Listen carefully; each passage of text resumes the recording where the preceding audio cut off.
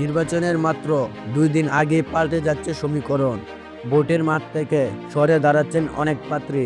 এবার জামাতে ইসলামী মনোনীত প্রার্থীকে সমর্থন জানিয়ে নির্বাচনের মাঠ থেকে সরে দাঁড়িয়েছেন কুড়িগ্রাম 1 আসনে বিএনপি জোট প্রার্থী। জানাতেই হইচই পড়েছে রাজনৈতিক মহলে। 14টি ইউনিয়ন ও একটি পৌরসভা নিয়ে কুড়িগ্রাম 1 আসন গঠিত। এ আসনে মোট ভোটার 5,63,978 জন।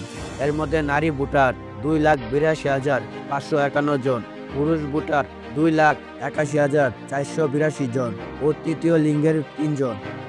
কুড়িগ্রাম 1 আসনে জামাতের মোহাম্মদ আনোয়ারুল ইসলাম, বিএনপির মোহাম্মদ সাইফুর রহমান রানা, গণ অধিকার পরিষদের ও ছাত্র অধিকার পরিষদের কেন্দ্রীয় সভাপতি বিন ইয়ামিন মোল্লা, জাতীয় পার্টির AKM মুস্তাফিজুর রহমান মুস্তাক, ইসলামী আন্দোলন বাংলাদেশের মোহাম্মদ হারিসুল বারী রনি এবং জাগের পার্টির প্রার্থী মোহাম্মদ আব্দুল হাই মাস্টার।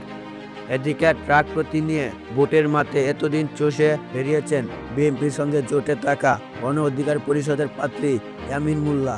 তবে তিনি জামাতের মনোনীত প্রার্থী আনোয়ারুল ইসলামকে সমর্থন জানিয়ে নির্বাচনের মাঠ থেকে সরে দাঁড়িয়েছেন।